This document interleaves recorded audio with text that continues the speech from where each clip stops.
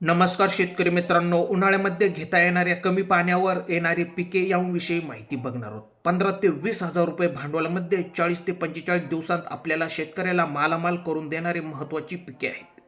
ही पिके खूप जबरदस्त आहेत. सरासरी ॲव्हरेज भाव जरी सापडला तरी शेतकऱ्याला मालामाल करतात.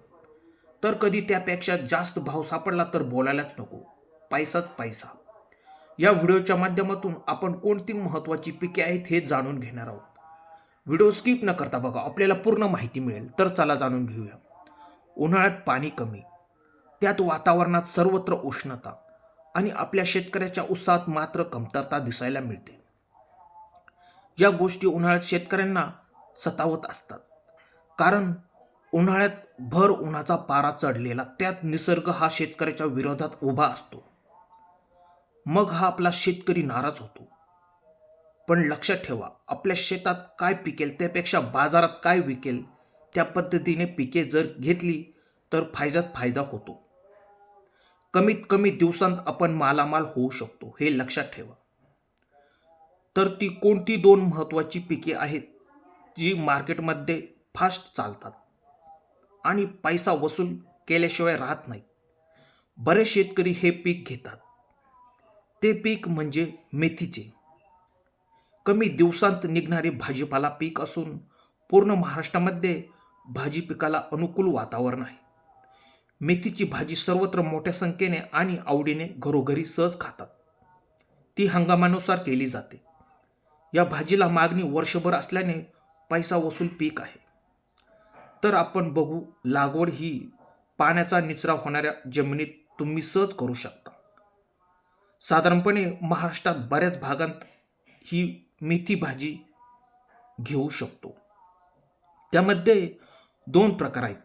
एक गावठी मेथी आणि दुसरी कस्तुरी मेथी.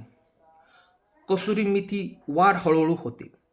तिला खाण्यास चवदार व सुगंधी असते आणि जी गावठी मेथी आहे ती खाण्यास वापरली जाऊन ती कमी पाण्यात येते आणि ती बी आकाराने मोठे असते. याची लागवड साधारणपणे 3x2चा सपाट वाफा तयार करून 20 ते 25 सेंटीमीटर अंतरावर ही मेथीची भाजी या ठिकाणी पेरणी करावायची आहे. साधारणपणे एकरी 25 ते 30 किलो पर्यंत बियाणे लागते. परंतु लागवड केल्यावर लगेच पाणी देणे गरजेचे असते. 10 ते 15 दिवसांनी मेथी झाल्यावर पाण्यात साधारणपणे 1.5 किलो युरिया विरघळून त्या ठिकाणी आपल्याला फवारा मारावायचा आहे. उन्हाळ्यात पाणी हे 5 ते 7 दिवसांच्या अंतराने पाणी द्यावे लागते. जर मेथीची भाजी मरत असेल तर त्याच्यावर आपल्याला योग्य ते बुरशीनाशक वापरून फवारणी करावायची आहे. साधारणपणे 30 ते 40 दिवसांत मेथी काढणीस तयार होते. या भाजीच्या गड्डी बांधून बाजारात विक्रीसाठी पाठवाव्या लागतात. एकरी साधारणपणे 8 ते 9 टन याचे उत्पादन मिळू शकते. त्यामुळे या पिकापासून मोठ्या प्रमाणात कमी दिवसांत पैसा तयार होत असतो. त्यानंतर दुसरे महत्त्वाचे पीक म्हणजे ते प्रत्येक भाजीत वापरले जाणारे म्हणजे ती कोथिंबीर पीक. याला पण वर्षभर बाजारात मागणी असते. पण उन्हाळ्यात हिचा भाव मात्र खूप असतो. तुम्ही बघतच असाल. पण होतं काय, पाणी नसल्याने बरेच शेतकरी हे पीक घेत नाहीत. त्यावेळेस उन्हामुळे पाने करपतात, वाढ कमी होते, पाने पिवळी पडतात. यामुळे बऱ्याच शेतकऱ्यांना या कोथिंबीरीकडे बघण्याचा दृष्टिकोन वेगळाच असतो. परंतु योग्य नियोजन केल्याने हे पीक योग्य रीतीने या ठिकाणी येते. लागवड ही मध्यम ते पाण्याचा निचरा होणाऱ्या जमिनीत तुम्ही सहज करू शकता.